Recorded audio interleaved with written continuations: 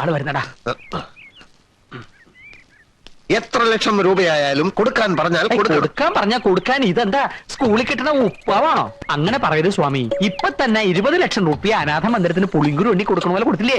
ഇനിയും കൊടുക്കും. എനിക്ക് എന്തിനാ കാറും ബംഗ്ലാവും ഒക്കെ? അങ്ങനെ ഒരു ജീവിതം നാം കാക്ഷിക്കുന്നില്ലല്ലോ. അതറിയാം. എന്നാലും ഇന്ത്യയിൽ തന്നെയുള്ള നമ്മുടെ മറ്റ് ആശ്രമങ്ങൾ സന്ദർശിക്കാൻ സ്വന്തമായ ഒരു വിമാനം വാങ്ങിച്ചൂടെ? എത്ര കാലം എന്ന് വെച്ചിട്ടാ സമയനിഷ്ഠയും വൃത്തിയില്ലാത്ത നമ്മുടെ സർക്കാരിന്റെ വിമാനത്തിൽ യാത്ര ചെയ്യാ? വിമാനം വേണേ 1-2 വാങ്ങിക്കാം.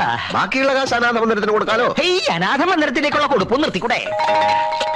ഏതാനും ചില ലക്ഷങ്ങൾ സ്വാമിയുടെ ബന്ധുക്കൾ കൊടുത്തൂടെ? എനിക്ക് ബന്ധുക്കളും. ലൗകിക ജീവിത കാലത്ത് ഞാനൊരു പെൺകുട്ടിയെ സ്നേഹിച്ചിരുന്നു. ഇപ്പൊ എനിക്ക് ഏത് ബന്ധുക്കൾ?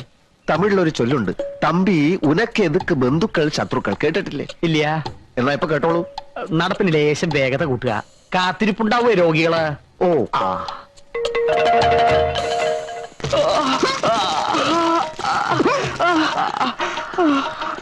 ഇപ്പൊ എങ്ങനെയുണ്ട്?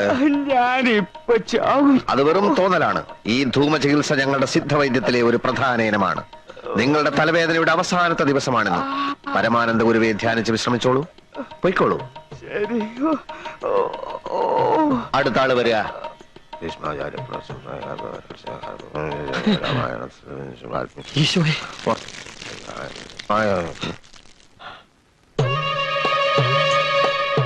ബന്ധങ്ങളുടെ കെട്ടുപാടുകൾ പൊട്ടിച്ചെറിഞ്ഞ് സർവസംഘ പരിത്യാഗിയായി ജീവിക്കുന്ന ഒരാളാണ് ഞാൻ. ഇവിടെ വന്ന് എന്റെ സ്വൈര്യം കെടുത്തരുത്. ഞാൻ ബന്ധുവായിട്ടല്ല, രോഗിയായിട്ടാ വന്നിരിക്കുന്നത്. എന്റെ ഇടത് കൈ നിർജീവമാണ്. അങ്ങ് വലിയ സിദ്ധവൈദ്യനാണല്ലോ. സെക്കൻഡ് വെച്ച് രോഗങ്ങൾ മാറ്റുന്ന സിദ്ധവൈദ്യൻ, എന്റെ ഈ കൈ ഒന്ന് ജീവനുള്ളതാക്കി തരണം. ഇടഞ്ഞു നിൽക്കുകയായിരുന്നെങ്കിലും ഒടുക്കം വൈദ്യർക്കൊരു രോഗം വന്നപ്പോ സ്വാമിയുടെ അടുത്ത് തന്നെ വരേണ്ടി വന്നല്ലോ. അതാ ദൈവത്തിന്റെ കളി. കൈ കുഴഞ്ഞുപോയ ഒരു രോഗിയെ കണ്ടാൽ എനിക്ക് മനസ്സിലാവും പരീക്ഷണത്തിനാണ് വന്നതെങ്കിൽ അത് വേണ്ട.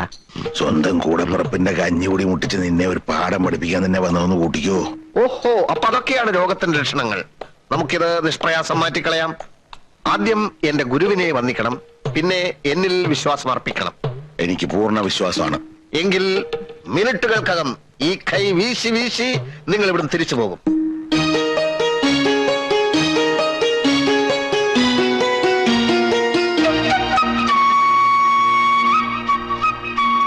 ഇതൊരു പ്രത്യേകതരം രോഗമായതുകൊണ്ട് ഒരു പ്രത്യേകതരം മരുന്ന് തന്നെയാണ് ഞാൻ പ്രയോഗിക്കാൻ പോകുന്നത്. തിരുമേനി,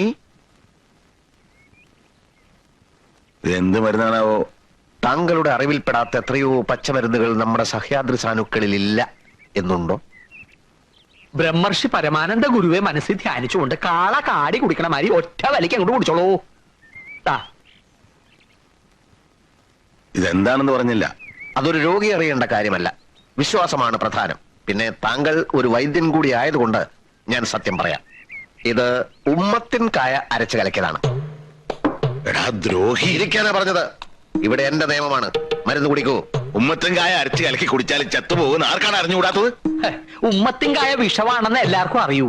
പക്ഷെ ഈ പ്രത്യേക വാതരോഗത്തിന് ഉമ്മത്തിൻകായ ഔഷധത്തിന്റെ ഫലം ചെയ്യുന്ന പലർക്കും അറിയില്ല. ഓഹോ, എന്നാ തിരുമേനി ഇതിന്നൊരു കവളം കൊണ്ട് കുടിക്കുക.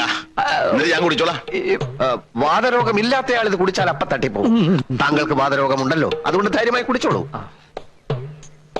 കഴിക്കൂ.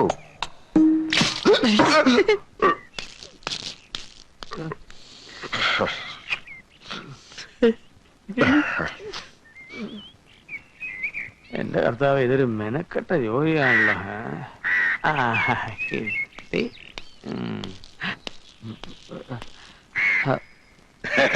നേരത്തെ തന്നെ ചോദിക്കണമെന്നുണ്ടായിരുന്നു. നമ്മൾ തമ്മിൽ ഇതിനുമുമ്പ് കണ്ടിട്ടുണ്ടോ? നല്ല മുഖപരിചയം തോന്നുന്നു. എന്റെ അപ്പൻ നമ്പൂതിരി ഒരു സ്ത്രീലമ്പടനായിരുന്നു. ചിലപ്പോ അദ്ദേഹം താങ്കളുടെ ആ വഴിക്കൊക്കെ വന്നിട്ടാവണം. എനിക്കും അപ്പനും ഒരേ ചായന്യ. ചാക്കോ, ഏത് ആ മുറിയുടെ മൂലയിലുണ്ടായിരുന്ന ചാക്കോ? അതിൽ തുളസിയിലായിട്ട് വെച്ചിരിക്കുക. അതെ, ആ ചാക്കോ തന്നെ. ആ സ്വാമി, ഒരു മഹാരോഗി നേരം തെറ്റി കാണാൻ വന്നിരിക്കണു. അയാളോട് പരിശോധന സമയത്ത് വരാൻ പറയൂ. കുഞ്ഞീഷ, കഴിഞ്ഞതൊക്കെ മറക്കണം. ഒന്നുമില്ലേലും ഞാൻ നിന്റെ അമ്മാവനല്ലേ? സർവസംഘ പരിത്യാഗിയായ നമുക്ക് അമ്മാവനില്ല, അമ്മായിയില്ല, അമ്മയില്ല, അച്ഛനില്ല. ഒടുവിൽ പറഞ്ഞത് ശരിക്കും സത്യമാണോ സ്വാമി? ഒന്ന് മാത്രം എനിക്ക് അറിഞ്ഞാ മതി. നിനക്ക് ഇപ്പോഴും ഇന്ദുവിനെ ഇഷ്ടല്ലേ? ഹേയ്, വന്ന കാര്യം വളച്ചു കെട്ടില്ലാണ്ട് പറഞ്ഞു തൊലയ്ക്ക് മനുഷ്യ. ഇന്ദുവിനെ നീ കല്യാണം കഴിക്കണം കുഞ്ഞീഷ. എനിക്കതിനുള്ള യോഗ്യതയുണ്ടോ? ഉണ്ട് കുഞ്ഞീഷ, നിനക്കേ അതിനുള്ള യോഗ്യതയുള്ളൂ. എന്റെ അനുജൻ ഉണ്ണികൃഷ്ണന് എന്നാണ് ആ യോഗ്യത നഷ്ടപ്പെട്ടത്? എന്തിനാ കുഞ്ഞീഷ എഴുതാപ്പുറം വായിക്കണത്? ആ കഥ കഴിഞ്ഞു എന്ന് വിചാരിച്ചോളൂ. വിചാരിക്കാൻ ബുദ്ധിമുട്ടുണ്ട്. നിങ്ങളൊക്കെ ചേർന്നൊരു വിത്തുപാകുന്നു, അതിന് വെള്ളമൊഴിക്കുന്നു, വളമിടുന്നു. അങ്ങനെ അത് ചെടിയാകുന്നു, മരമാകുന്നു. ആ മരം കായ്ക്കുന്നു, കായ പഴുക്കുന്നു. അതുപോലെ നിങ്ങളുടെയൊക്കെ അധ്വാനത്തിന്റെ പഴമല്ലേ ഉണ്ണികൃഷ്ണൻ? ആ പഴം ഏതോ കാക്കകൾക്കും പട്ടികൾക്കും എറിഞ്ഞു കൊടുത്തിട്ട് ഇപ്പൊ നാണമില്ലാതെ എന്റെ മുമ്പിൽ വന്ന് മൂങ്ങുകയാണല്ലേ? ഭർത്തിന് കൈപ്പിഴ ജന്മസിദ്ധമാണല്ലോ കുഞ്ഞീഷ്ണ. കൈപ്പിഴകളെ പറ്റിപ്പോയി, ഒരുപാട് അബദ്ധങ്ങൾ ചെന്ന് ചാടിപ്പോയി. മറക്കണം, പൊറുക്കണം. ഈ അമ്മാവനെ നീ ഒന്ന് സഹായിക്കണം. എന്റെ മകൾക്ക് നീ അല്ലാതെ ആരുമില്ല കുഞ്ഞീഷ്ണ.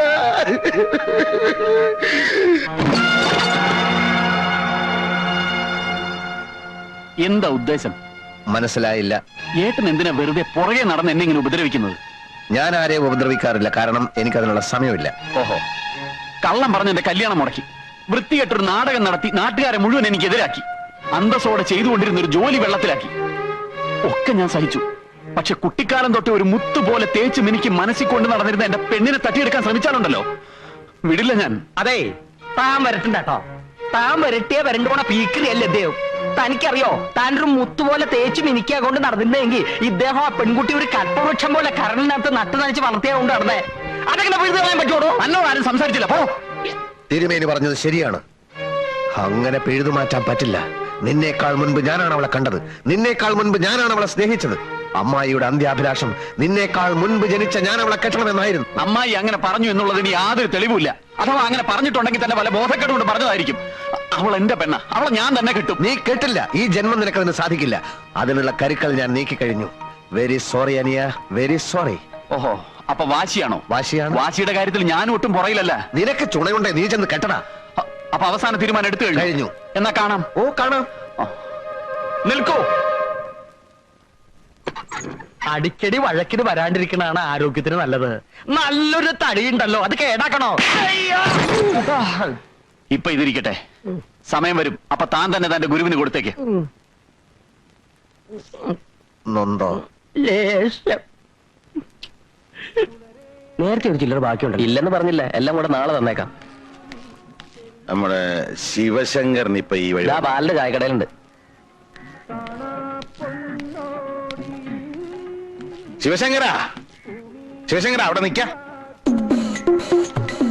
ശിവശങ്കര,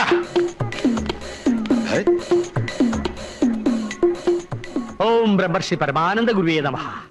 എല്ലാരെയും വീടുകളിൽ ചെന്ന് ക്ഷണിക്കാന്ന് വെച്ച അസാധ്യ കാര്യമാണ്. ഇതാ പിടിച്ചോളൂ.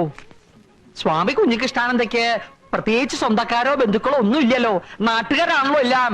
സ്വാമി കുഞ്ഞികൃഷ്ണാനന്ദ വിവാഹ ക്ഷണപത്രിക. വന്നോളൂ വന്നോളൂ. സ്വാമി കുഞ്ഞികൃഷ്ണാനന്ദ വിവാഹ ക്ഷണപത്രിക.